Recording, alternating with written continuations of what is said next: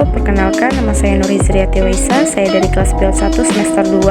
Saya di sini membuat video pembelajaran dari mata kuliah Bahasa Indonesia dan dosen pengampu Ibu Rina Deviantias.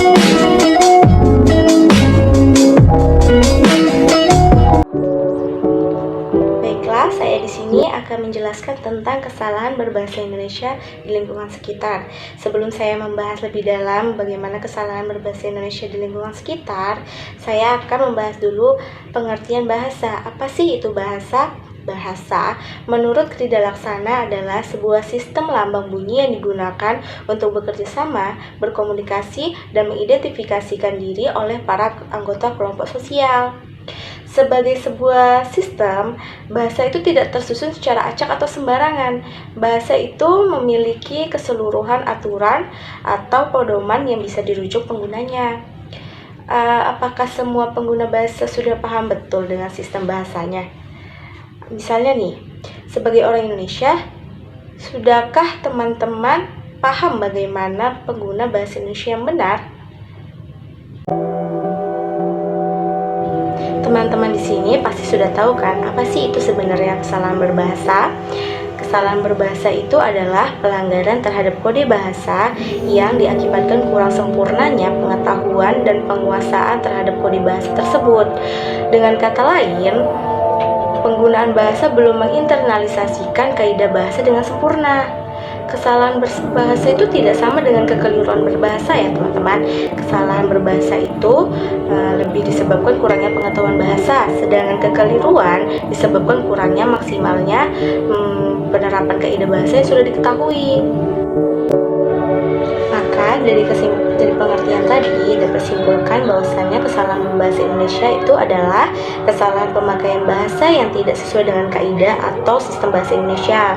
Nah, maka di sini pasti teman-teman bertanya-tanya, apa sih patokan atau acuan yang benar atas dari kesalahan berbahasa Indonesia itu? Maka acuannya adalah kaidah bahasa Indonesia itu adalah Tata Bahasa Baku, Pedoman Umum Ejaan Bahasa Indonesia, dan Kamus Besar Bahasa Indonesia atau KBBI. Maka dari situ kita bisa melihat acuannya, bisa melihat mana yang benar dan mana yang salah. Selanjutnya, di sini saya akan membahas tentang taksonomi kesalahan berbahasa. Taksonomi kesalahan berbahasa ada 4, yaitu taksonomi kategori linguistik. Yang pertama, kategori linguistik ini adalah pembagian kesalahan berbahasa berdasarkan kesalahan-kesalahan yang berhubungan dengan faktor linguistik. Misalnya adalah kesalahan dalam ucapan, tata bahasa, makna, maupun gaya bahasanya. Kemudian yang kedua adalah taksonomi siasat permukaan. Siasat permukaan ini menyoroti kesalahan berbahasa berdasarkan cara struktur permukaan berubah. Contohnya itu yang dapat disebabkannya itu karena adanya penghilangan, penambahan, kesalahan pembentukan, dan kesalahan pengurutan dalam suatu sistem bahasa. Kemudian yang ketiga adalah taksonomi komparatif. Taksonomi komparatif ini menggolongkan kesalahan dalam penggunaan bahasa target berdasarkan ada tidaknya pengguna bahasa pertama. Berdasarkan taksonomi komparatif, kesalahan penggunaan bahasa dapat dibedakan menjadi kesalahan interlingual, kesalahan intralingual, kesalahan ambigu, dan kesalahan unik. Dan yang keempat adalah taksonomi efek komunikatif, merupakan pengelompokan kesalahan berdasarkan efeknya terhadap pemahaman besar komunikasi. Pada taksonomi ini membedakan kesalahan berbahasa berdasarkan terganggu atau tidaknya komunikasi karena kesalahan yang ada. Target dua jenis kesalahan itu yaitu kesalahan global dan kesalahan lokal. Kemudian selanjutnya kita akan bahas contoh kesalahan berbahasa. Masih banyak kesalahan berbahasa yang sebenarnya kita jumpai. Ada kesalahan berbahasa dalam penggunaan kata, tata bahasa, dan salah dalam ejaan. Kesalahan penggunaan kata terjadi karena berbagai faktor, misalnya di kesalahan makna. Contohnya dari kata absensi dan presensi. Pasti kita pernah dengar kalimat jangan lupa mengisi daftar absensi.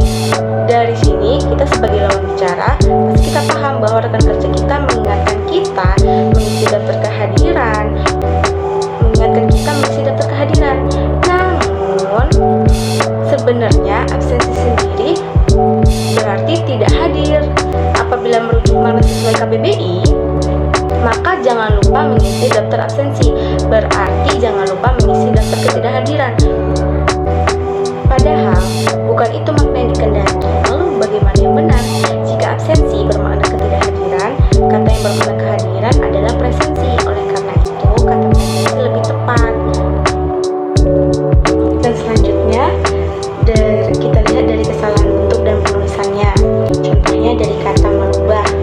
Kata merubah, maka ada satu kalimat yang seperti ini. Aku sebenarnya tidak ingin merubahnya, aku hanya ingin dia menjadi lebih baik.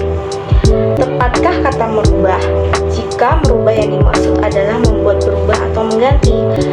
Bentuk yang tepat adalah mengubah, karena imbuhan me yang ditambah pada saat kata dasar berawal huruf vokal berubah bentuk menjadi meng.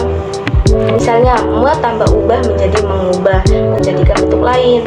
Sedangkan me tambah rubah menjadi merubah, itu sama dengan menjadi rubah. Itu salah dan tidak memiliki makna. Maka dari contoh-contoh sebelumnya, kita akan menjelaskan tentang contoh selanjutnya ini yang berada di lingkungan sekitar kita dalam kesalahan bentuk kata yang tepat dan penulisan kata bakunya. Contohnya dari kata sate. Biasanya kita sering menjumpai pedagang-pedagang di pinggir jalan yang menjual sate, dan kita melihat di gerobaknya pasti selalu ada bacaan sate. Misalnya contoh di gambar ini yaitu sate padang kacang. Nah, di kata satenya itu dari kalau misalnya di KBBI itu salah, dan penulisan yang benar di KBBI itu adalah satai, SATAI. Itu yang benar. Kalau kata sate itu tidak sesuai dengan kaidah KBBI. Yang kedua dari kata mas. Kita sering menjumpai kata mas di toko mas. Kadang para oknum atau para yang memiliki gerai mas, toko mas itu biasanya mereka sering menyingkatnya menjadi mas. Sedangkan di KBBI bahasa kata mas itu tidak ada. Yang benar di KBBI adalah emas, pakai EMAS, emas, itu yang benar. Seharusnya toko emas bukan toko mas, dan itu salah jika penulisan katanya mas. Yang benar yang sesuai dengan KBBI adalah emas, memakai huruf E. Dan selanjutnya di sini ada contoh kata apotik. Apotik di sini penulisannya itu salah. Yang benar adalah apotek, yaitu memakai huruf E yang sesuai dengan kaidah KBBI. Sedangkan kata apotik itu salah. Dia tidak sesuai dengan kaidah KBBI. Dan tapi sering terjadi di mana-mana, kebanyakan oknum-oknum memakai kata apotik. Sedangkan apotik itu salah. Yang benar dalam KBBI adalah apotek. Kemudian ada kata fotokopi. Nah, ini nih yang sering kita jumpai di mana-mana, pasti tulisannya selalu fotokopi. Sebenarnya di kaidah bahasa Indonesia yang benar adalah fotokopi, dan di KBBI yang benar itu adalah fotokopi, bukan fotocopi. Itu salah besar. Dan tapi kebanyakan di mana-mana pasti memakai kata fotokopi. Maka sekarang kita perbaiki, dan yang benar sesuai dengan kaidah KBBI adalah fotokopi. Lalu ada contohnya lagi, yaitu kata akidah. Ini penulisan akidah yaitu AQIDAH, dan itu salah. Yang benar yang sesuai dengan kaidah KBBI adalah akidah, yaitu AKIDAH. Itu yang benar, yaitu akidah, bukan akidah. Baik, selanjutnya di sini ada contoh dari kata aktivitas.